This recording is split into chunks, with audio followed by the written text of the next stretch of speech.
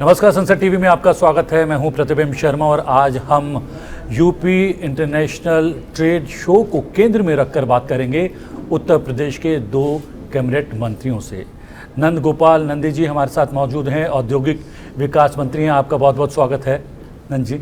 और हमारे साथ राकेश सचान हैं, एमएसएमई के अलावा बहुत सारे और मंत्रालय देखते हैं। आपका भी बहुत बहुत स्वागत है। नमस्कार राकेश सचान जी। हाँ, हमने पूरा विस्तार से देखा यूपी इंटरनेशनल ट्रेड शो को। बहुत ही कमाल का ट्रेड शो था, दूसरा संस्करण था। क्या कुछ इसके पीछे उद्देश्य रहा? योगी आदित्यनाथ जी की सरकार ने पिछले 2023 में ये ट्रेड शो का आयोजन सोचा। हम और हमारे साथ मंत्री नंद गोपाल नंदी जी, हम लोग सबसे पहले यहाँ रोड शो के लिए आए, इसको देखा। और योगी जी का लगातार ये प्रयास था कि हमारे उत्तर प्रदेश का एक अलग से ट्रेड शो हम करें, जो प्रदेश का हो, इंटरनेशनल हो। और उसी की तर्ज पर हम लोगों ने 2023 में 21 से 24 पिछले सत्र में जो ट्रेड शो रखा, वो एक बहुत ही सफल कार्यक्रम हुआ। 3 लाख से अधिक लोगों का फुटफॉल हुआ।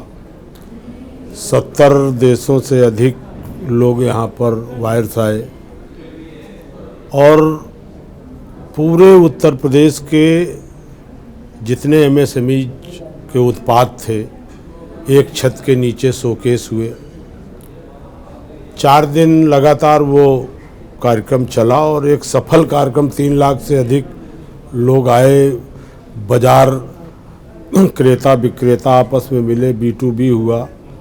बहुत सारे हमारे ODOP और MSMEs के उत्पादकों को बहुत सारे ऑर्डर्स मिले। उसी के चलते मुख्यमंत्री जी ने लगातार ये घोषणा कर दी कि प्रतिवर्ष उत्तर प्रदेश अपना ट्रेड शो आयोजित करेगा। पिछली ट्रेड शो का शुभारंभ महामहिम राष्ट्रपति जी ने किया और इस बार का जो ट्रेड शो का शुभारंभ हुआ, हमारे उपराष्ट्रपति महोदय माननीय मुख्यमंत्री योगी जी की उपस्थिति में उस कार्यक्रम का शुभारंभ हुआ। आज तीसरा दिन है। पिछले वर्ष की सफलता से इस वर्ष कहीं अधिक सफलतम प्रोग्राम ये साबित होगा। जिस तरह से लगातार फुटफॉल हो रहा है, लोगों का आवागमन हो रहा है और जो भी हमारे उत्पाद हैं उत्तर प्रदेश के, एक छत के नीचे शोकेस हैं। 2500 स्टॉल हम लोगों ने यहाँ लगाए हैं। पूरा कैंपस में आप देखेंगे ODOP का एक अलग है, वहाँ पर 325 स्टॉल हैं जो हमारे वन डिस्ट्रिक्ट वन प्रोडक्ट, एक बड़ी योजना जो उत्तर प्रदेश के हमारे परंपरागत उत्पाद थे जो विलुप्त होते जा रहे थे, उस योजना को वन डिस्ट्रिक्ट वन प्रोडक्ट योजना के शुभारंभ माननीय योगी जी ने 2018 में किया। और लगातार हम लोगों ने प्रदेश स्तर पर जितने भी परंपरागत उत्पाद थे उनको प्रमोट करने के लिए, उनको बढ़ाने के लिए ODOP की स्कीम चलाई, विपणन योजना, उनको छूट दे करके ट्रेनिंग देना, टूल किट देना और जो भी हमारे उससे परंपरागत लोग जुड़े थे उनको जोड़ना और हर तरह की सरकार ने मदद की। और वो योजना आज मैं कह सकता हूं कि उत्तर प्रदेश से शुरू हुई थी और एक देश की योजना, देशव्यापी योजना बन गई है। देशव्यापी योजना। जी, अगर बात करें औद्योगिक विकास की, क्योंकि आपका ये मंत्रालय भी है, और औद्योगिक विकास किस तरीके से जुड़ा हुआ है इस पूरे आयोजन से? देखिए, यूपी का जो इंटरनेशनल ट्रेड शो है, ये यूपी के औद्योगिक विकास और आर्थिक विकास जो बदला हुआ उसका दर्पण है। निश्चित रूप से जो 7 साढ़े 7 साल पहले यूपी एक बीमारू राज्य के रूप में जाना जाता था, आज यूपी की पहचान एक्सप्रेसवे प्रदेश के रूप में। आज यूपी की पहचान 16 डोमेस्टिक 5 इंटरनेशनल एयरपोर्ट के रूप में। आज यूपी की पहचान 4 लाख किलोमीटर सड़क का नेटवर्क है। आज यूपी आदरणीय प्रधानमंत्री जी ने 12 जुलाई 2022 को बुंदेलखंड एक्सप्रेसवे का लोकार्पण किया, तो देश का कुल 37.7%, देश के कुल एक्सप्रेसवे का 37.7% अकेले उत्तर प्रदेश में। अभी हम 594 किलोमीटर का एक्सप्रेसवे बना रहे हैं मेरठ से लेके प्रयागराज तक। ये और 6 और बन रहे हैं। इसको अगर हम देख ले, जो 6 हमारे प्रस्तावित हैं, आने वाले कुछ सालों में देश के कुल एक्सप्रेसवे का 50% से अधिक अकेले उत्तर प्रदेश में होगा। जहाँ हम ये ट्रेड शो कर रहे हैं, हम ये भी कह सकते हैं कि जैसे भारत का मुकुट कश्मीर है, वैसे उत्तर प्रदेश का मुकुट है, नोड है ये, जो नोएडा, ग्रेटर नोएडा यमुना अथॉरिटी है। यहाँ पर जो इंफ्रास्ट्रक्चर का जो विकास हुआ है, आप जैसे ही दिल्ली से नोएडा घुसते ही तो आप अलग फील आएगा और अलग मतलब अनुभव होगा। आप जो उत्तर प्रदेश में इन्वेस्टर समिट के लिए हम लोग गए थे पिछली बार, माननीय मुख्यमंत्री जी के नेतृत्व में 9 मंत्री समूह बना और अलग अलग देशों में, दुनिया के 17 देशों में 21 सिटीज़ में हमने रोड शो किए। तो आदरणीय प्रधानमंत्री जी का नाम लेते ही और उत्तर प्रदेश का नाम लेते ही, योगी जी का नाम लेते ही देश दुनिया मल्टीनेशनल कंपनियां बहुत आकर्षित थी और उसका नतीजा ये रहा कि हमने जब इन्वेस्टर समिट की तो 33,50,000 करोड़ के हमें एमओयू प्राप्त हुए। और अभी प्रधानमंत्री जी के करकमलों से 10 लाख करोड़ की ग्राउंड ब्रेकिंग सेरेमनी, एमओयू आना और उसको धरातल पर उतारना। एमओयू में तो बहुत सारे लोग उस कार्यक्रम का हिस्सा बनने के लिए भी एमओयू कर लेते हैं। इसको भी हमने ऑनलाइन किया ताकि उनकी ट्रैकिंग की जाए। और जो ग्राउंड ब्रेकिंग सेरेमनी हुई, ज़मीन की रजिस्ट्री हो गई, नक्शा पास करने के लिए डाल दिया या फर्स्ट फेज़ का प्रोडक्शन शुरू हो गया, वो ground breaking ceremony 10 lakh crore की हमने की। अभी फिर से हम तैयारी कर रहे हैं कि 15 लाख करोड़ तक की हम ग्राउंड ब्रेकिंग सेरेमनी करें। 33,50,000 करोड़ का तब आया था जब हमारे मंत्री समूह पूरे दुनिया के 21 देशों में घूमे और देश के 10 बड़े महानगरों में हमने रोड शो किए। उत्तर प्रदेश के 75 जिलों में रोड शो किए। 33,50,000 करोड़ का आया, जो अभी हमारे बहुत ज़्यादा प्रयास नहीं है, अपने से लोगों की क्वेरी आ रही है। अब 40 लाख करोड़ बढ़ गया। इसका ये मतलब हुआ कि हमने इन्वेस्टर का भरोसा और विश्वास जीता है। तमाम मल्टीनेशनल कंपनियां और देश के बड़े उद्योग घराने उत्तर प्रदेश में इंडस्ट्री लगाने के लिए उनकी रोज़ रोज़ क्वेरी आ रही है। और हमने विभाग का चार्ज संभालते ही एक चीज़ कहा है अपने अधिकारियों से कि अब वो गया ज़माना जब पुरानी बजाज सुपर स्कूटर आती थी, 500 रुपये दे करके लोग बुक करते थे, या गैस का चूल्हा 200-500 रुपये दे के बुक करते थे, 5 साल के बाद नंबर आता था तो तमाम लोग ऑन देते थे कि नहीं भाई ये 10,000 ऑन ले लो, स्कूटर हमें दे दो, या 5,000 ऑन ले लो, गैस का चूल्हा और सिलेंडर हमें दे दो।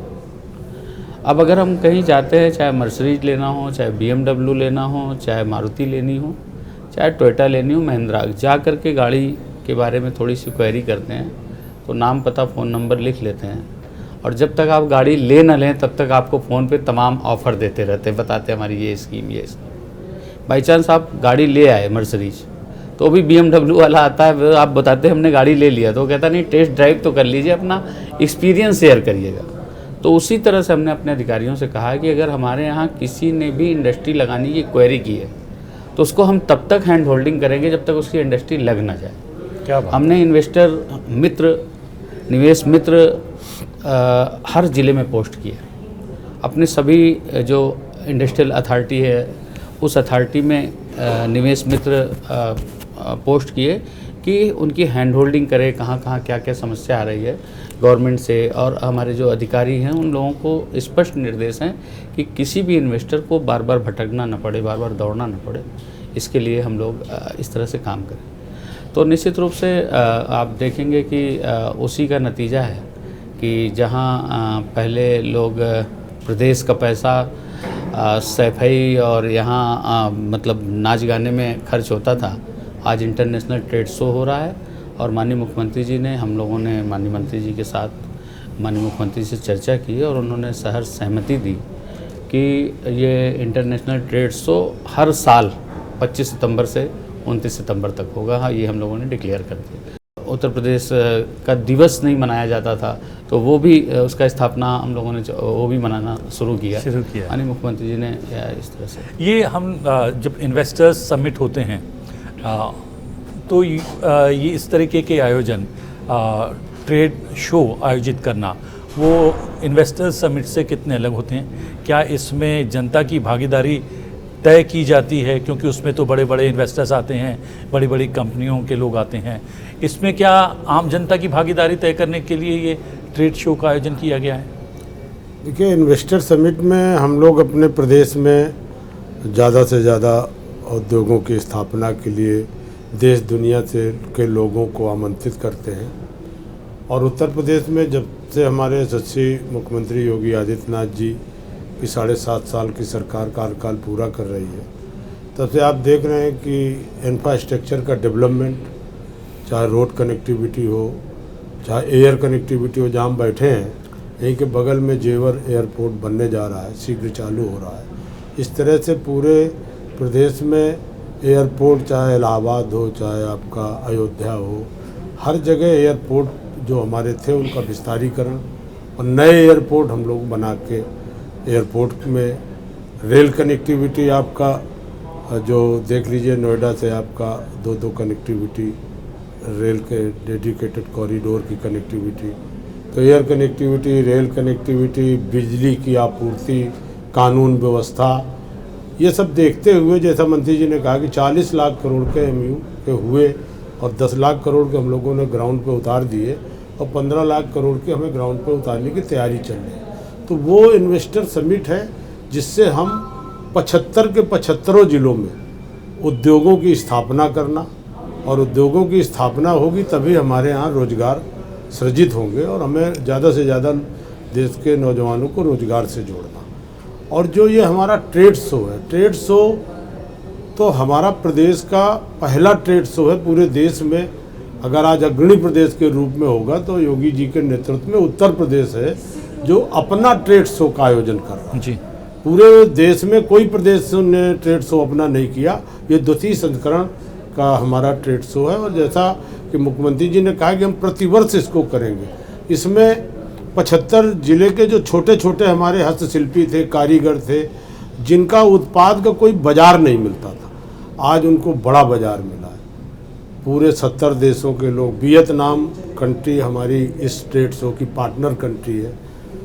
पूरे देश दुनिया के B2B हाल नंबर 15 में चले जाएं, इतने उनको ऑर्डर्स मिल रहे हैं। एक टोकरी बनाने वाली महिला को कल ही चर्चा हो रही थी, इतने ऑर्डर मिल गए कि वो साल भर नहीं बना पाएगी। ODOP के छोटे छोटे उत्पाद के और जो हमारे MSME के जितने उत्पाद हैं, चूँकि सबसे बड़ा राज्य है देश का, 96 लाख इकाइयाँ, 14% हमारी हिस्सेदारी MSME की, तो MSME के जितने भी उत्पाद हैं उनके सारे उत्पाद का एक शोकेस है। तो पूरे NCR के लोग, पूरे देश दुनिया के लोग यहाँ आ रहे हैं। लोगों को ऐसे ट्रेड शो से बहुत सारे उद्यमियों को ऑर्डर मिलेंगे और हमें पूरी संभावना है कि जिस तरह से पिछले बार हम लोगों ने एक कैलकुलेशन कराया था तो 3,500 करोड़ के ऑर्डर हमारे इनको मिले थे उद्यमियों को। इस बार कहीं हम लोगों ने बैठ करके डिस्कस किया कि ये बढ़ करके कहीं 10,000 करोड़ तक के ऐसे ऑर्डर होंगे, जो बहुत ऐसा एक प्लेटफार्म मुख्यमंत्री जी की मार्गदर्शन पर हमारी सरकार ने दिया है। जो MSME हो या ODOP हो या हस्तशिल्पी के छोटे छोटे उत्पाद हैं, आज वो पूरी देश दुनिया तक छाए हुए। तभी ODOP जैसी योजना आज पूरे देश में लग गई। हमारे प्रधानमंत्री जी जिस प्रोडक्ट की ब्रांडिंग करते हो, कहीं भी देश दुनिया में अगर हमारे प्रधानमंत्री जी जाते हैं तो एक छोटे कारीगर के बनाए हुए उत्पाद को ही वो किसी राष्ट्राध्यक्ष को देते हैं। जब उसके ड्राइंग रूम में वो सजता है तो उसके मन में भी ये होता है, जिसने कभी कल्पना नहीं की होगी कि हमारा उत्पाद यहाँ तक पहुँचेगा। कहते ये भी हैं कि 2000 बरस तक भारत ने वर्ल्ड इकोनॉमी में अपनी जो है हिस्सेदारी तय की थी और राज किया था। इन्हीं जो है उद्यमियों के बल पर भारत 2000 बरस तक जो है आर्थिक रूप से बहुत सक्षम, बहुत मजबूत था और पूरे विश्व पर राज करता था। ये जो वियतनाम का यहाँ पर जिक्र किया, विशेष आमंत्रित देश था, पिछली बार शायद मॉरिशस था, तो उनको आमंत्रित करना और उनकी भागीदारी तय करना, उसके पीछे क्या कुछ मंशा हो सकती है, उद्देश्य हो सकता है? देखिए, आज मैंने भी पहले भी कहा कि पूरी दुनिया में भारत सबसे अच्छा डेस्टिनेशन है इंडस्ट्री लगाने के लिए, और भारत में सबसे अच्छा डेस्टिनेशन है उत्तर प्रदेश। तो जब पार्टनर कंट्री के रूप में बहुत सारे लोगों की सहमति आती है, तो उसी तरह से इसमें पार्टनर कंट्री के रूप में वियतनाम में सहभागिता की है। वियतनाम में भी इंडस्ट्रियलाइजेशन का एक बड़ा महत्व है, मायने है। तो हमने उनको अपने साथ मिल करके हम लोगों ने काम किया, और इस ट्रेड शो की जो इंटरनेशनल ट्रेड शो की सबसे बड़ी जो खूबी है, माननीय मुख्यमंत्री जी और माननीय प्रधानमंत्री जी की जो मंशा है कि गांव में बैठने वाला, जैसा कि मंत्री जी ने कहा, चाहे टोकरी बनाने वाला हो, चाहे बढ़ई कारीगर, बढ़ई वाला काम करने वाला हो, छोटे से छोटा पत्तल, कुल्हड़, या जो गांव में वो घास फूस सरपत होती थी, उसको सुखा करके, उसको कलर करके, बिन करके, भौंकी, शोकेस, रोटी का डब्बा बनाने वाले लोग एक मंच के नीचे, यहाँ पर राइफल बनाने, डिफेंस कॉरिडोर के लोग, बुलेट बनाने वाले लोग, बुलेट प्रूफ जैकेट बनाने वाले लोग, तो मतलब 1000 से लेके 1000 करोड़ तक का व्यापार करने वाले लोग यहाँ पर एक छत के नीचे उपस्थित हैं, और सबको जिसकी जो ज़रूरत है वो उस स्टॉल पे जा रहा है, वहाँ पर बिजनेस के लिए बातचीत कर रहा है। तो निश्चित रूप से हम लोगों ने माननीय मुख्यमंत्री जी के नेतृत्व में एक ऐसा मंच दिया है लोगों को कि जो व्यक्ति कभी सोच नहीं सकता था कि हम हमारा ये प्रोडक्ट तो बहुत अच्छा है, उसको कॉन्फिडेंस था, उसके मन में विश्वास था, लेकिन वो बेचे कहाँ? जितना बनाता था, जितना बेचता था, अपने एक सीमित दायरे पर बेचता था, लेकिन उसको ODOP के तहत उसकी पैकेजिंग अच्छी हो, उसकी फिनिशिंग और अच्छी हो, एक उसकी ब्रांडिंग हो। उस ब्रांडिंग से एक ऐसी पहचान मिली है कि आज देश ही नहीं, पूरी दुनिया में, उत्तर प्रदेश के बाहर देश में भी और पूरी दुनिया में यूपी के प्रोडक्ट जा रहे हैं और लोग उसको हाथ ले रहे हैं। हाँ, राकेश सचान जी, समय समाप्त हो रहा है, चलते चलते क्या उत्तर प्रदेश देश के विकास का इंजन बन गया है? देखिए, उत्तर प्रदेश एक बड़ा राज्य है, यहाँ श्रम भी है, बाजार भी है। 25 करोड़ की आबादी वाला प्रदेश है, और उत्तर प्रदेश योगी आदित्यनाथ जी के नेतृत्व में ग्रोथ इंजन बन करके उभरा है।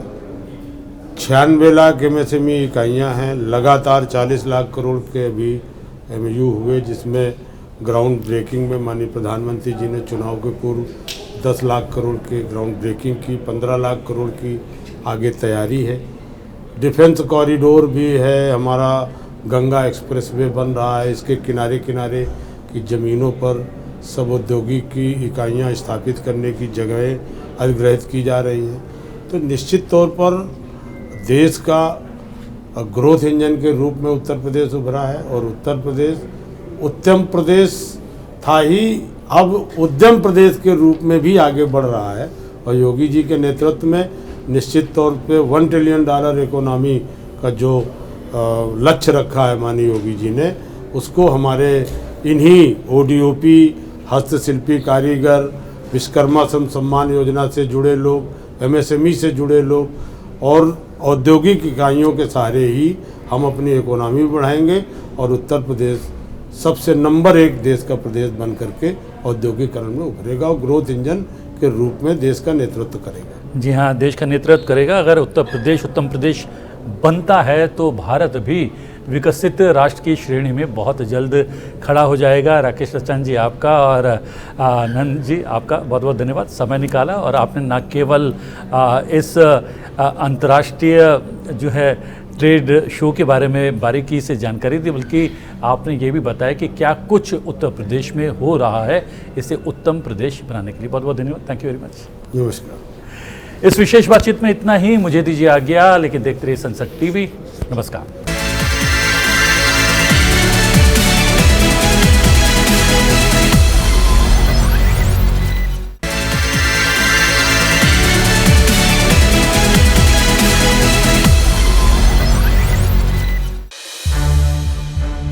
संसद टीवी के और भी प्रोग्राम्स देखने के लिए सब्सक्राइब करें हमारा YouTube चैनल और हाँ, इन्हें लाइक और शेयर करना ना भूलें।